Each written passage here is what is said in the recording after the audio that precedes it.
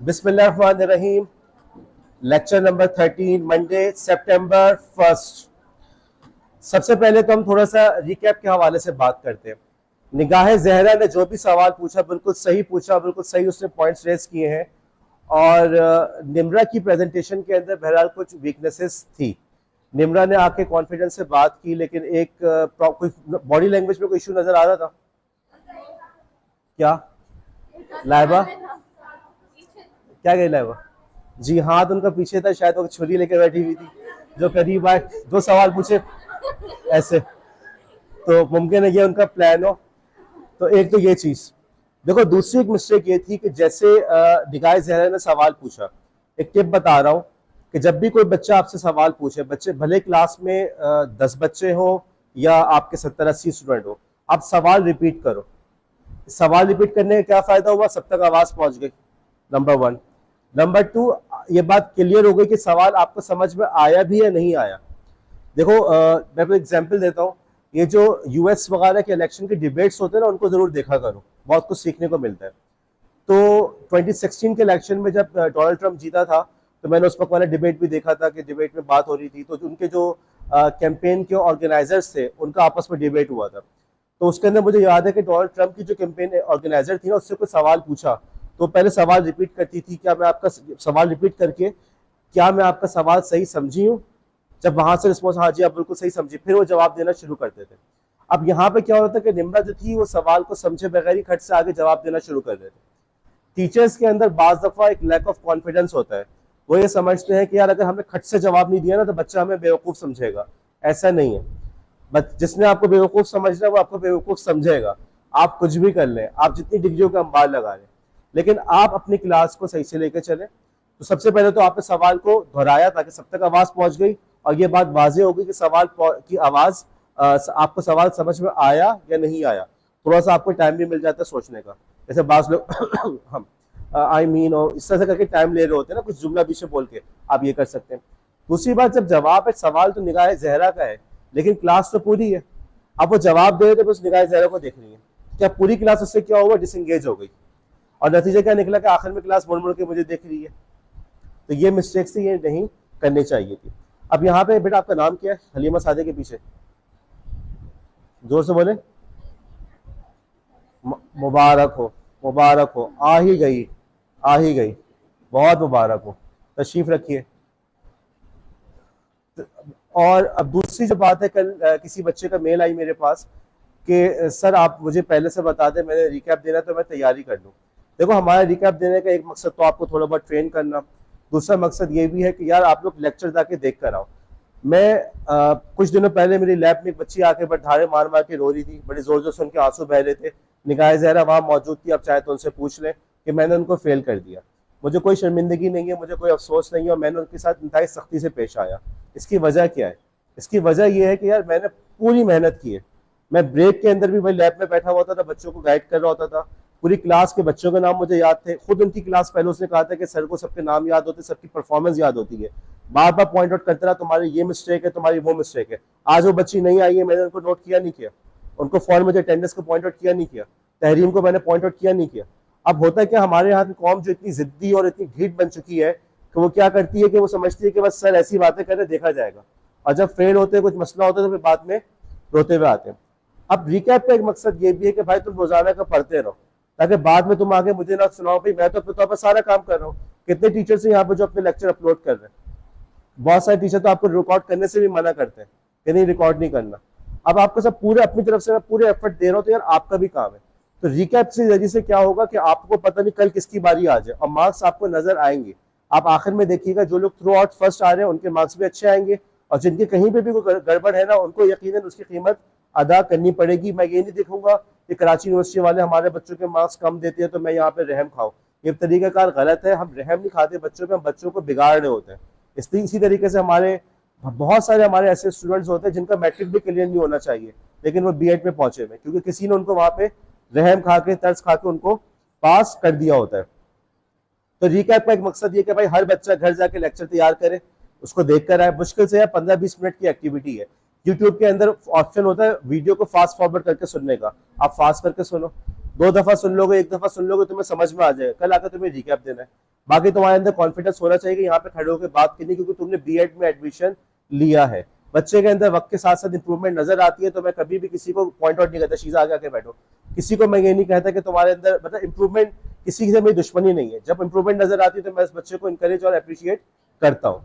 तो ये तो हमने रिकैप के हवाले से बात कर ली। कल भी किसी ना किसी की अचानक ही बारी आएगी, सबका काम है कि वो तैयारी करके आए। एक और बात है कि आज कुछ लोगों ने डिस्कॉर्ड पे मैसेजेस किए हुए थे, कुछ मसाइल थे उनके, ठीक है मसाइल तो रहेंगे, लेकिन आपने मुझसे राब्ते की कोशिश करनी है। अव्वलीन मकसद क्या है, ईमेल के जरिए राब्ता करना, क्योंकि इसके बगैर मेरे पास कोई तरीका नहीं है कि मैं आप लोग को ईमेल के ऊपर फोर्स कर सकूं। मेरे अलावा कोई दूसरा टीचर ईमेल यूज भी नहीं कर रहा। जब हम ईमेल की इंपॉर्टेंस जान गए हैं तो आपके लिए जरूरी है कि बार बार ईमेल करते रहें। ईमेल के अंदर मिस्टेक्स होगी तो मैं उसको रिजेक्ट कर दूंगा। अभी कल मेरे पास 2 लीव रिक्वेस्ट आई थी, तो दोनों में गलतियां थी, मैंने दोनों रिजेक्ट की। दोनों बच्चियों ने फिर बाद में उसको सही करके मुझे भेजा। मुमकिन उन्होंने किसी से हेल्प ली हो, कोई मसला नहीं है, हेल्प लेना कोई बुरी बात नहीं है, लेकिन बहरहाल उन्होंने सही करके भेजा। अब यहाँ पे कोई कह सकता है कि सर हम ईमेल करते हैं, आपने फौरन जवाब नहीं दिया। यार देखो, मेरे पास भी 10 काम है, आपके पास भी, चलो मैं तो फारिग हूँ, आप लोग तो बहुत मसरूफ है, तो मैं ये सोच के जवाब नहीं देता कि आप लोग देखेंगे आप लोग की जो मसरूफियत में खलल पड़ेगा। थोड़ा सा टाइम देना चाहिए, वक्त मिलेगा तो मैं आपको रिस्पॉन्स दे दूंगा। अब फॉर एग्जाम्पल किसी स्टूडेंट ने कहा कि सर आपने मेरा फला असाइनमेंट चेक नहीं किया। देखो ईमेल का यही फायदा, पूरा रिकॉर्ड मौजूद है, उस पर डेट भी टाइम स्टैम्प लिखा हुआ है, वो आएगी सर इतने बजे भेजी थी, इतने दिन को भेजी थी, मैं उसको देख के कह सकता हूँ तुम्हारी बात सही है, मेरी बात गलत है, मुझे तुम्हें मार्क्स देना है। या किसी के लीव रिक्वेस्ट है, मैंने फौरन लीव नहीं लगाई, कोई मसला नहीं है, मैं बाद में लगा दूंगा। आप आके कह सकते सर हमने भेजी थी, आप चेक करें। समझ रहे बात? तो इतना कोई बड़ा मसला नहीं होता, 1 से 2 दिन के अंदर रिस्पॉन्स आ जाता है। अलबत्ता आप ये चाहते हैं कि सर फौरन फौरन जवाब दे, तो यार ऐसा, एक स्टूडेंट ने मुझसे कहा सर रात के 10 बजे मेल की थी, आपने जवाब नहीं दिया। तो यार रात के 10 बजे मेल किया तो मुझे सोना भी है, सुबह उठ के मुझे कॉलेज आना है, लेक्चर तैयार करना है, मैं एक ही काम करूँ कि मेल आइए फौरन जल्दी से रिप्लाई करो, ऐसा नहीं होता। चले हम लेक्चर पे चलते हैं।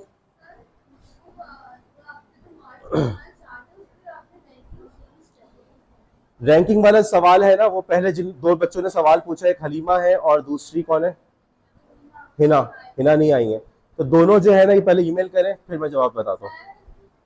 ओके आगे चलते हैं। सबसे पहले हमारा टॉपिक शुरू हुआ था ईमेल का। इसके अंदर हमने बात की ईमेल एड्रेस के बारे में, कि ऐड से पहले जो कुछ भी आ रहा है वो यूजर नेम है, ऐड के बाद जो भी है वो डोमेन है। डोमेन के बारे में हम बहुत डिटेल में जा चुके हैं। फिर हमने बात की ईमेल की क्या इंपॉर्टेंस है, ईमेल को क्यों यूज करना चाहिए। फिर हमने बात की जब ईमेल आपकी इतनी इंपॉर्टेंट है, आपका डिजिटल CNIC है, तो ये लाजिम है कि आप उसको, उसका यूजर नेम जो है प्रोफेशनल और एक संजीदा, एक बुर्दबारी के साथ एक अच्छा सा उसका यूजर नेम सेट करें। यूजर नेम के अंदर जो गलतियां होती हैं, इसके अंदर कोई भी निक नेम या कोई सिली वर्ड इस्तेमाल ना करें। अपनी personal information, date of year of birth for example, या आपका जो है फोन नंबर वगैरह को लीक ना करें। इसी तरीके से हमने बात की कि उसको ऐसा बनाओ कि उसको स्पेल करना आसान हो, नाम के अंदर कंफ्यूजन ना हो। कई दफा आप ये वर्बली बता रहे होते हैं, जब आप ये वर्बली बता रहे, ओरली बता रहे होते हैं, तो दूसरे के पास इतना टाइम नहीं है कि वो आपकी बात को समझता रहे, और कहीं पे कंफ्यूजिंग वर्ड्स ना हो, जैसे असद फॉर यू, ये फॉर यू है, फॉर यू है, या न्यूमेरिक फॉर है, क्या है, ये बातें क्लियर नहीं होती। उसके बाद फिर हमने बात की कि उसके अंदर बेतहाशा नंबर्स ना इस्तेमाल करें। अमूमन ये स्पैमर जो होते हैं, जो फेक आईडीज वाले होते हैं, वो ये वाला काम करते हैं, तो बहुत ज्यादा नंबर्स का इंतखाब ना करें। उसके बाद हमारा सबसे इंपॉर्टेंट टॉपिक शुरू हुआ कि यार ईमेल के कौन कौन से पार्ट होते हैं।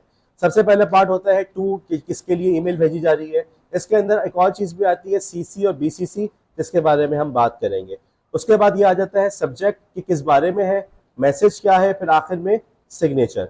अब सबसे पहले हम बात शुरू करते हैं सब्जेक्ट के बारे में। देखो थोड़ा सा मैं रिवीजन के अंदर पुरानी बातों को दोबारा दोहराऊंगा, क्योंकि ये बहुत इंपॉर्टेंट चीज है और इसके अंदर गलतियां आप लोग की ना हो। सब्जेक्ट के हवाले से बताया था कि भाई सब्जेक्ट आपका ऐसा होना चाहिए, चंद अल्फाज के अंदर तहरीम, चंद अल्फाज के अंदर वो पूरी की पूरी बात का खुलासा बता दे, पूरी खुलासा बता दे कि किसने भेजी है और क्यों भेजी है। सब्जेक्ट अच्छा लिखने का, सीखने का तरीका सबसे अच्छा ये है कि आप लोग अंग्रेजी अखबार की डॉन की हेडलाइंस को स्टडी करें कि डॉन में उन्होंने किस तरीके से अपनी हेडलाइन के अंदर चंद अल्फाज के अंदर पूरी की पूरी बात का ज़ूबिया, पूरी की पूरी बात को उन्होंने खुलासा बयान कर दिया होता है। इसको देखने की कोशिश करें। यहाँ पे एक रिकैप देते हुए निम्रा ने कहा कि सब्जेक्ट बहुत बड़ा ना हो, मुख्तसर हो।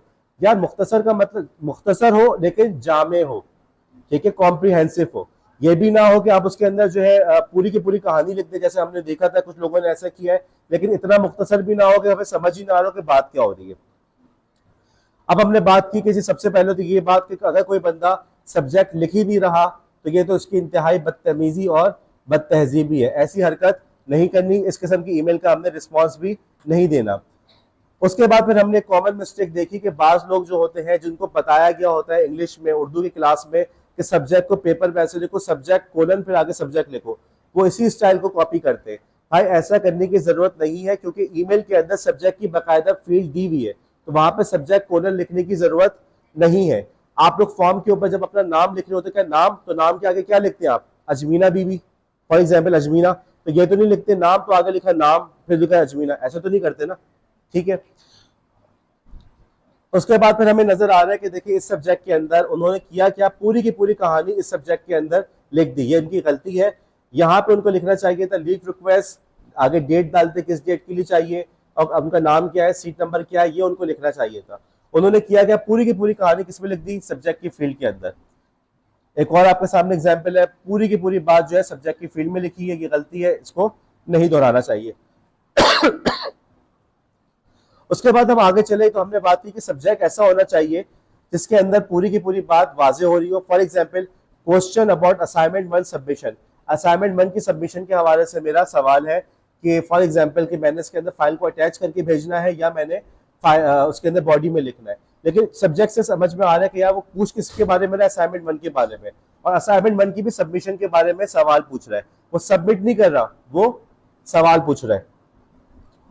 उसके बाद फिर हमारे सामने कुछ एग्जांपल्स हैं कि जिसके अंदर लोगों ने अपनी जो सब्जेक्ट्स हैं उन्होंने गलत लिखे हुए। फॉर एग्जांपल नो सब्जेक्ट, सबसे बड़ी मिस्टेक तो यही है। असाइनमेंट लिखा, मुझे क्या पता भाई किस असाइनमेंट की बात हो रही है। सबमिशन, किस चीज की सबमिशन, हेलो सर, भाई ये तो आप मुझे सलाम कर रहे हैं लेकिन ग्रीटिंग्स है, सब्जेक्ट नहीं है। जब खुद भी कभी किसी को ईमेल भेजो तो सब्जेक्ट लिखते वक्त सोचो क्या इसमें मेरा व्हाट वाजे हो रहा है, ठीक है, वाई वाजे हो रहा है, किस चीज के बारे में पूछ रहा हूँ, किसके बारे में पूछ रहा हूँ, ठीक है, ये तमाम मेरी बातें वाजे हो रही है तो फिर मैं आगे बढ़ू। आपके सामने सब्जेक्ट की एग्जाम्पल है, एक सब्जेक्ट है सबमिशन फॉर यूआरएल असाइनमेंट, ये चलेगा, गुजारा है, लेकिन इससे अच्छा सब्जेक्ट ये है URL assignment submission Ali Khan, आगे उसका सीट नंबर, नाम भी नजर आ रहा है, सीट नंबर भी इसके अंदर नजर आ रहा है। आगे चले, बैड सब्जेक्ट्स, वीडियोस, आप लोगों ने वीडियोस को रिकैप भेजा तो क्या लिख दिया, वीडियोस। दूसरे ने क्या लिखा, my thoughts on the videos, भाई तुम कौन हो, क्यों भेज रहे हो, क्या है। असाइनमेंट नंबर 2, अगेन कौन सा असाइनमेंट नंबर 2 था, मुझे क्या पता असाइनमेंट नंबर 2 क्या था, क्या पता मैं सैकड़ों क्लासेस को पढ़ा रहा हूँ, सिर्फ आप ही तो नहीं है, मैंने उन लोगों को दूसरा असाइनमेंट दिया हुआ हो, तो ये बात क्लियर होनी चाहिए कि असाइनमेंट नंबर 2 से क्या मुराद है। अब इसका एक बड़ा अच्छा सा subject, assignment 2 submission dash video reflection, assignment 2 की सबमिशन है, असाइनमेंट 2 था क्या, वीडियो रिफ्लेक्शन, भेजने वाला कौन है और उसका सीट नंबर नजर आ रहा है। इसी तरीके से लीव की बात करें, leave application Ayesha Baig, leave application for August 28 2025 Ayesha Baig, और फिर आखिर में leave application for Thursday August 28 25 और आयशा बेग, पूरा का पूरी इंफॉर्मेशन आ गई।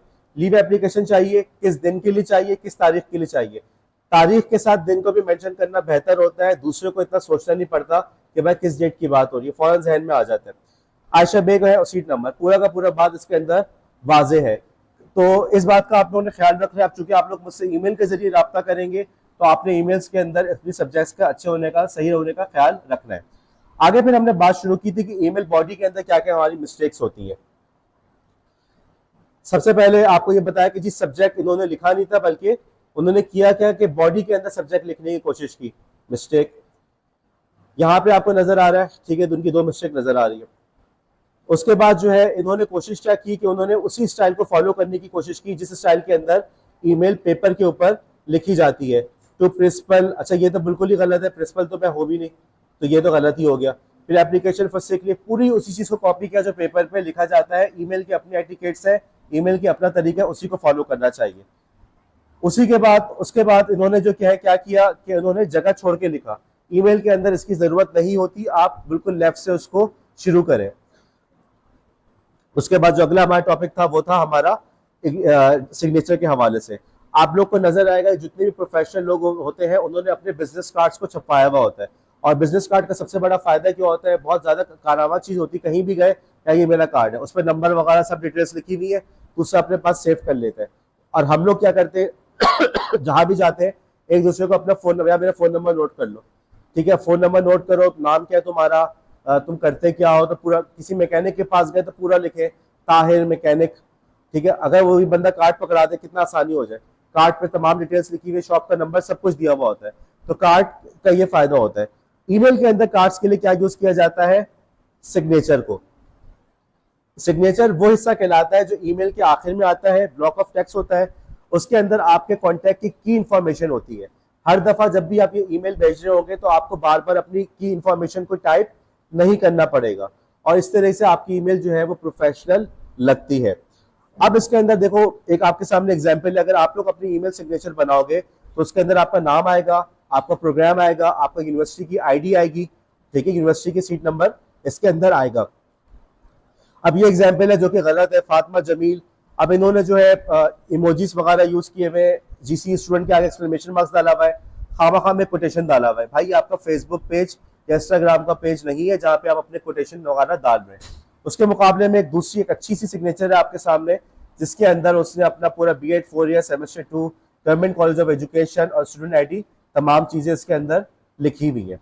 अब जिससे आप राब्ता कर रहे हैं उसके एतबार से आपकी सिग्नेचर चेंज होनी चाहिए और हो सकती है। मसलन अगर आप मुझसे राब्ता कर रहे हैं तो मुझसे राब्ता करते वक्त मुझे आपकी क्या इन्फॉर्मेशन चाहिए, आप कौन से प्रोग्राम में पढ़ रहे हैं, मैं 2.5 को भी पढ़ा रहा हूँ, मैं मॉर्निंग में भी हो सकता है, क्या पता मैं इवनिंग में भी पढ़ा रहा हूँ, ओके, कौन सी क्लास में है, आपका नाम क्या है, आपका सीट नंबर क्या है।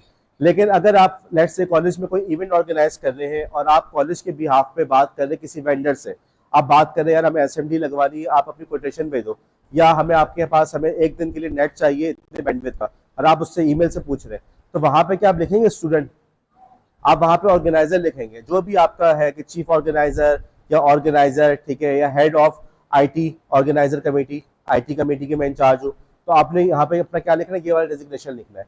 उससे शायद वो आपसे फोन पे रब्ता करे, तो क्या लिखेंगे वहां पे, फोन नंबर लिखेंगे। आप कहीं पे जॉब के लिए अप्लाई कर रहे हैं, वहां पे क्या लिखेंगे, जीसी स्टूडेंट लिखेंगे, सीवी भेज रहे हैं, ठीक है, लेकिन जॉब पे सिग्नेचर में आप क्या लिखेंगे, सिग्नेचर के अंदर अपना नाम लिखेंगे, अपना फोन नंबर लिखेंगे, और जो आपकी करंट डेजिग्नेशन है, फॉर एग्जांपल किसी स्कूल में पढ़ा है तो वो लिख देंगे मैं यहाँ पढ़ा रहा हूँ, ठीक है, और साथ में अपना फोन नंबर। तो वक्त के लिहाज से, जगह के लिहाज से आपकी ईमेल की सिग्नेचर चेंज हो जाती है।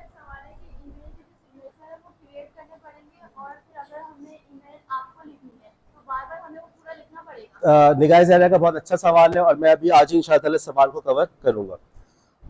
अच्छा अब आगे चलते हैं। सबसे पहले ईमेल लिखते वक्त देखो, ईमेल लिखते वक्त बात सिर्फ सब्जेक्ट की नहीं है, बात बॉडी की भी है।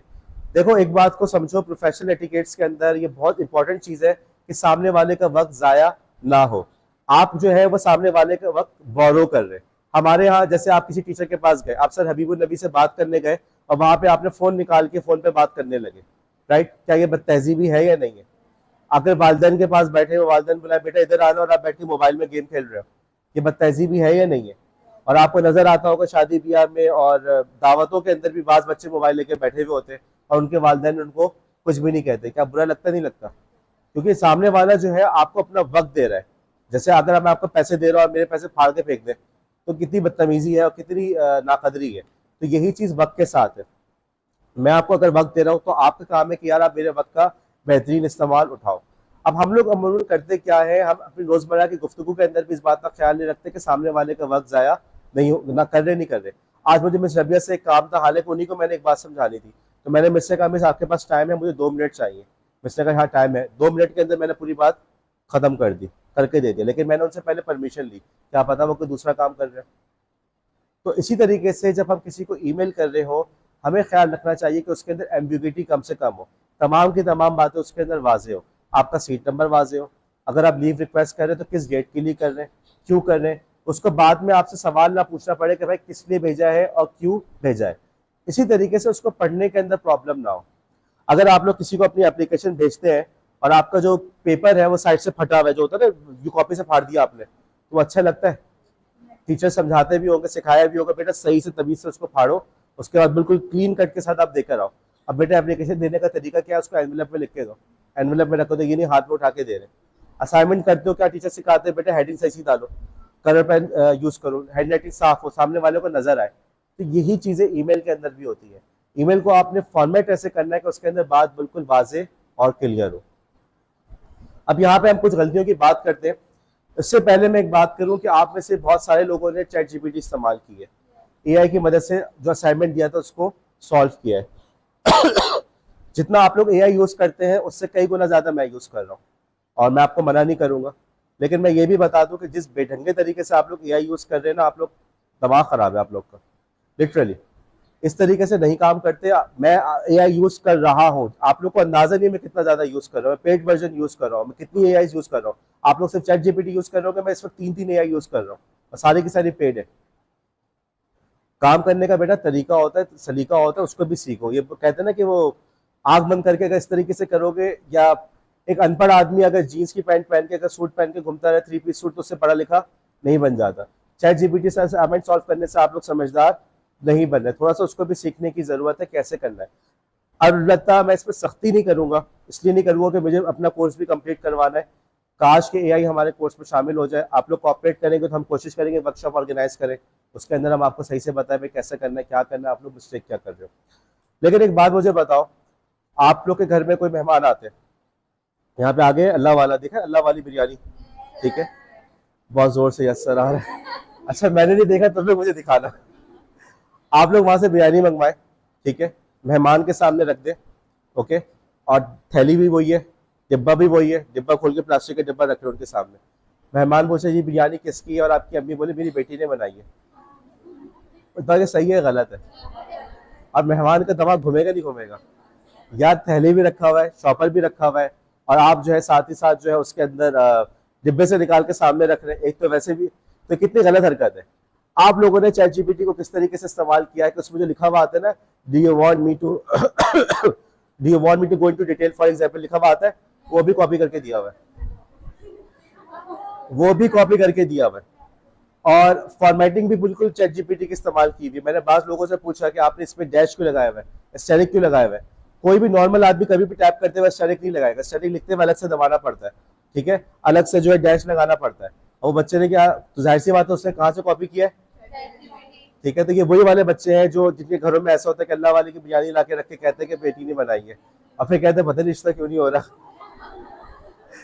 तो एक मिनट, तो इस तरह की और भी बहुत सारी मिस्टेक्स है यार। देखो बच्चे को इतनी तमीज नहीं आ रही कि वो साथ में जो है नीचे जो लिखा हुआ आ रहा है ना उसके अंदर के इंस्ट्रक्शन लिखी हुई आ रही है कि मुझे बताए मैं और करूँ, वो तक कॉपी पेस्ट करके दे रहा है।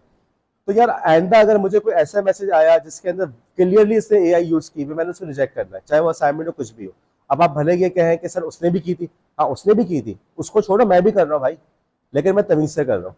मेरे किसी काम में तुम्हें एआई नजर आ रही है तो मुझे बताना कि सर इसमें आपने एआई से यूज किया हुआ। मेरे किसी काम में इंशाअल्लाह ताला आपको नजर नहीं आएगा। तरीका होता है काम करने का, उसको सीखो। वो तरीका जैसे कैलकुलेटर है, आपके हेल्प के लिए है।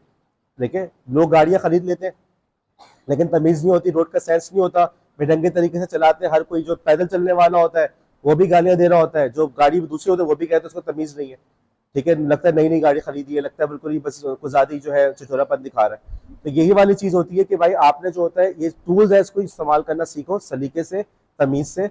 और अगेन एज अ टीचर मेरी जिम्मेदारी है, तुम लोग इस क्लास से निकल के बाहर भी जाके ये हरकतें करोगे, वो क्या कहेगा? तुम्हें लगता है तुम किसी को ऐसे जॉब दोगे? ठीक है, तो अब किसी के काम के अंदर मुझे वाज़ेह तौर पे एआई नजर आई तो मैंने उसको रिजेक्ट कर देना है। आप एआई यूज करें, बिल्कुल करें, बहुत फायदा है, लेकिन तमीज से। और थोड़ा सा असाइनमेंट का मकसद भी समझो। अब उस असाइनमेंट का मकसद क्या था, आप लोग वीडियोस देखो। पहले मैं पिछले सेमेस्टर्स में इंग्लिश में वीडियोस देता था, बच्चों ने कहा इंग्लिश नहीं आती, अब उर्दू में दी तो बच्चों ने वहां भी एआई यूज कर ली। तो मतलब तुम लोग कुछ तो आगे बढ़ो यार, तुम लोग 5 मिनट की वीडियो भी नहीं देख सकते, उसके लिए भी तुम्हें एआई चाहिए। अब मैं क्या कोई डांस वगैरह की वीडियो लेकर आऊँ तो उसमें वो डांस भी कर रहा होगा साथ में पढ़ा भी रहा होगा, ऐसा तो नहीं हो सकता ना यार। थोड़ा सा खुद भी तो आगे बढ़ो। अब स्टॉक मार्केट वाली वीडियो थी, उस वीडियो के अंदर आगे चल के आवाज रुक जाती है। किस किस को ये बात पता थी? जिन लोगों ने स्टॉक मार्केट का मुझे मैसेज भेजा है उनमें से किसी ने भी ये नहीं लिखा कि सर इसमें आगे चल के आवाज रुक गई थी। स्टॉक मार्केट वाली वीडियो थी जिसमें वो क्या नाम है उसका, नीतीश, क्या नाम याद है किसी को उसका, नीतीश कुछ ऐसी नाम है, नीतीश वर्मा वगैरह। वो स्टॉक मार्केट समझा रहा होता है, गालिबन 15 मिनट की वीडियो है, 11 मिनट के बाद उसकी आवाज खत्म हो जाती है, उसकी आवाज आखिर तक नहीं आती। जिन जिन लोगों ने स्टॉक मार्केट वाला सवाल मुझे करके भेजा, किसी ने भी ये नहीं लिखा कि सर इसमें आवाज खत्म हो गई थी। इसका मतलब क्या हुआ, उन्होंने वीडियो देखी है या नहीं देखी? देखी नहीं है। हाँ किरण देखी थी,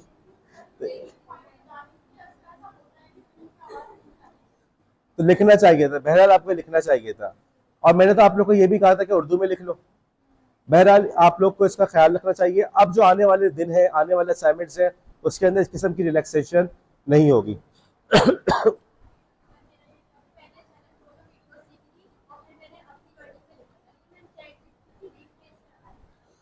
ओके, निगाह ज़हरा ने कहा कि मैंने चैट जीपीटी से रिफ्रेश करवाया। वो कह रही मैंने देखी, नोट्स बनाया, उसके बाद नोट्स को चैट जीपीटी में मैंने दिलवाया कि इसकी ग्रामर सही कर दो, इसकी लैंग्वेज सही कर दो। हाँ बिल्कुल सही है, करना चाहिए। ठीक है, आगे चले अब।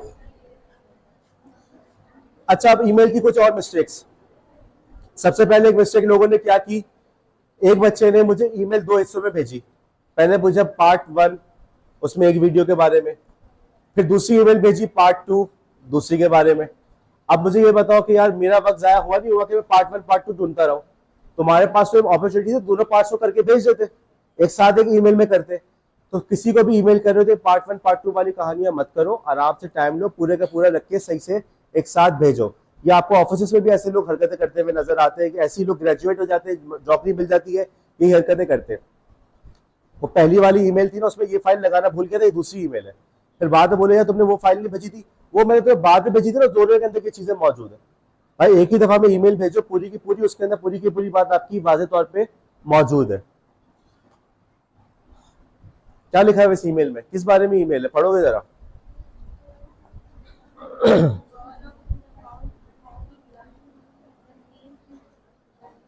हाँ ये सही किया उसने, ईमेल सही है राहमीन, ईमेल सही है ये। भाई ईमेल बेकार है, गलत है। आप खुद बताओ आप लोग कितना टाइम लग रहा है पढ़ने में, क्या असाइनमेंट ऐसे सबमिट कराओगे टीचर मार्क्स देगा? तो जो आप लोग सीखते आ रहे हो कि हेडिंग बनाओ, लाइन बनाओ, स्पेसेस दो, पैराग्राफ बनाओ, वो इसके अंदर है। तो ये ईमेल गलत है, ये भी लोगों ने ऐसी हरकतें भी की हुई है। ठीक है, आइंदा ये वाली गलती टॉलरेट नहीं की जाएगी, और भाई इन गलतियों को ना करो। ये आई डोंट नो लोगों ने ऐसे क्यों मिस्टेक किया, मुझे इसकी वजह समझ में नहीं आई। जी, क्या गलती इस ईमेल के अंदर? ना कोई गैप दिया है, ना बोल्ड किया है, क्वेश्चन 1 कहां पर है, क्वेश्चन 2 कहां पर है, कुछ भी समझ में नहीं आ रहा। और मेरे ख्याल में इसमें इस किस्म की ईमेल्स के अंदर ये भी गलती थी कि ये भी समझ नहीं आ रहा था कि भाई किस वीडियो की बात कर रहे हैं। ऊपर अगर वो हेडिंग दे देते कि भाई इस वीडियो की बात, और ये बात समझ में आती नहीं आती, ज्यादा बेहतर तरीके से समझ में आती। तो फॉर्मेटिंग का ख्याल रखना, जैसे असाइनमेंट करते वक्त तुम लोग बोल्ड और मार्कर्स का इस्तेमाल करते हो, तो इसी तरीके से इसमें भी तुम्हें इस बात का ख्याल रखना चाहिए। ये देखें आप, क्या गलती है इसके अंदर।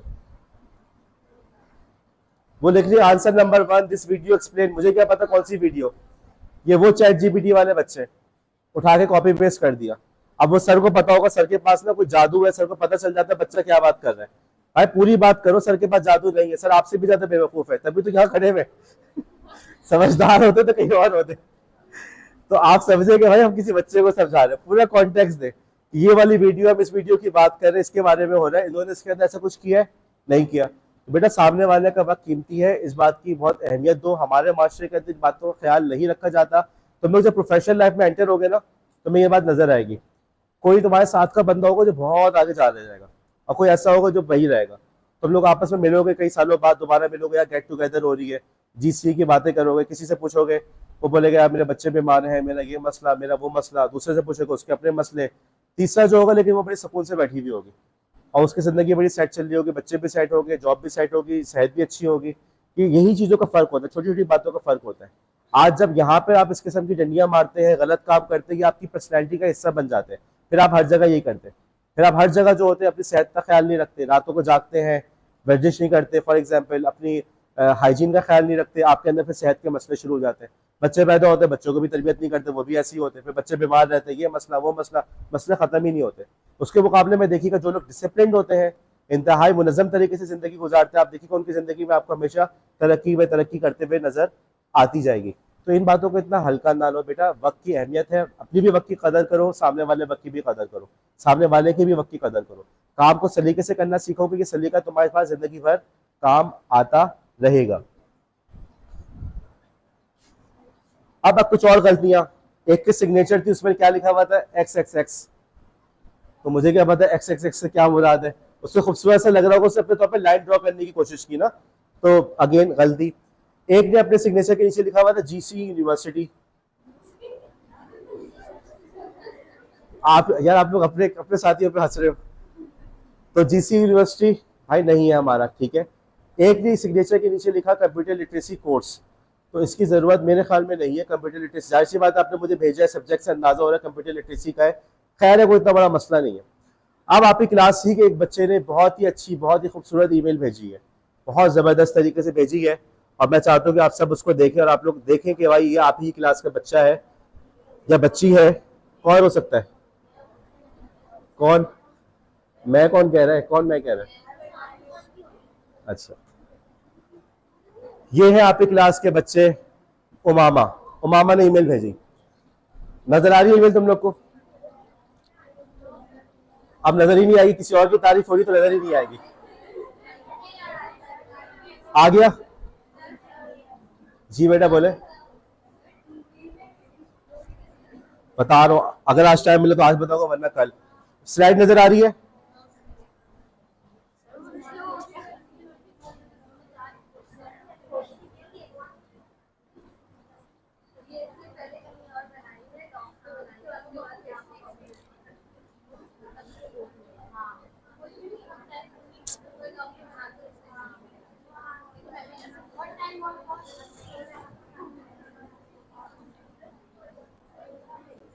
इसको क्लास के बाद मुझे दिखाना, मैं इसको देखता हूँ।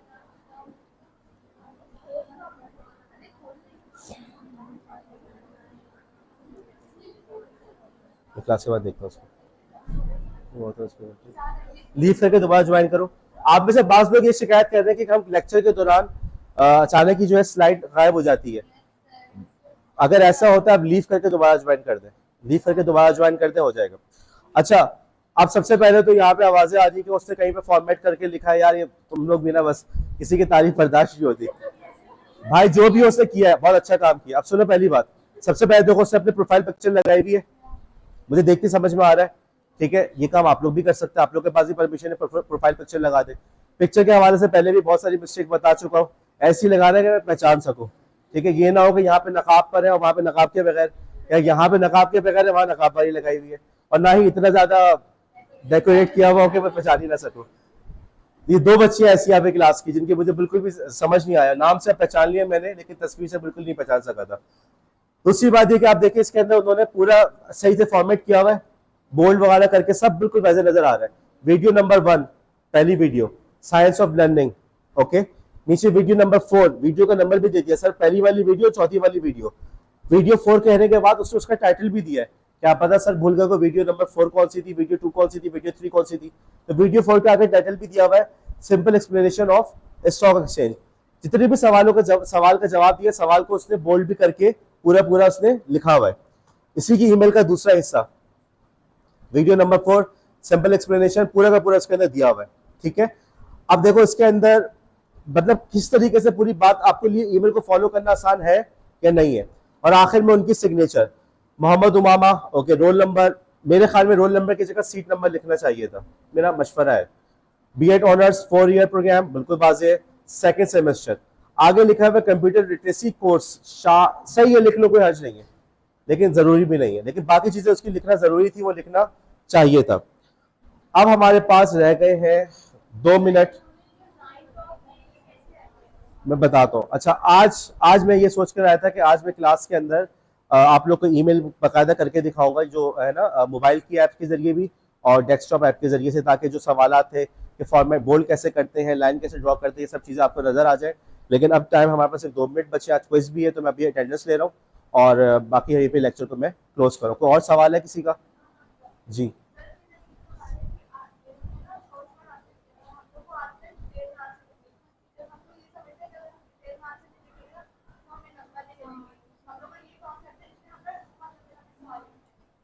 देखो लंबे भी लिखो, कोई हर्ज नहीं है, लंबे अगर आपने लिखना है, डिटेल में लिखना, कोई बुरी बात नहीं है, लिखिए आप।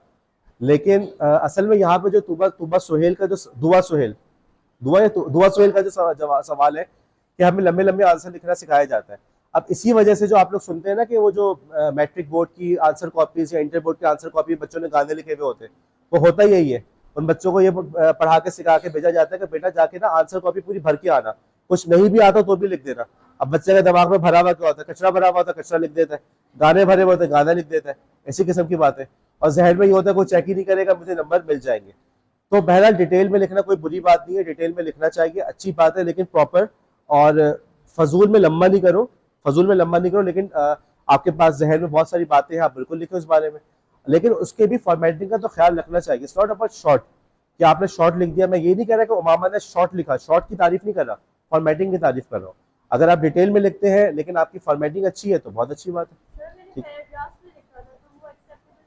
अभी तो सबने एक्सेप्ट किया है, लेकिन देखो बात यह है कि आउटस्टैंडिंग ईमेल इस वक्त उमामा की नजर आई, लाइन्स वगैरह ड्रॉ है, उससे बोल्ड वगैरह का ख्याल रखा है, इसलिए नजर आई, इसलिए बता रहा हूँ। आप लोग जो सीख सकते हैं वो तो प्रोफाइल पिक्चर तो अपलोड कर सकते हैं ना, कर ले, तो एक ही तस्वीर में नजर आ जाएगा भाई किसने ईमेल की है। नाम अगर आपके नाम के अंदर इस वक्त अपनी जाओगे, नाम के अंदर आपका नाम भी आ रहा है, फादर नेम भी आ रहा है, मुमकिन है ऐसा नहीं होना चाहिए। मसलन हलीमा सादिया, बस इतना आना चाहिए। हलीमा सादिया के आगे फादर नेम की शायद जरूरत ना हो, मतलब आप अपने तौर पर नाम को चेंज कर लें। सही है, इस तरह की चीज़ों को आपको देखा ख्याल रखना चाहिए। इसको जो कर सकते हैं वो तो करें।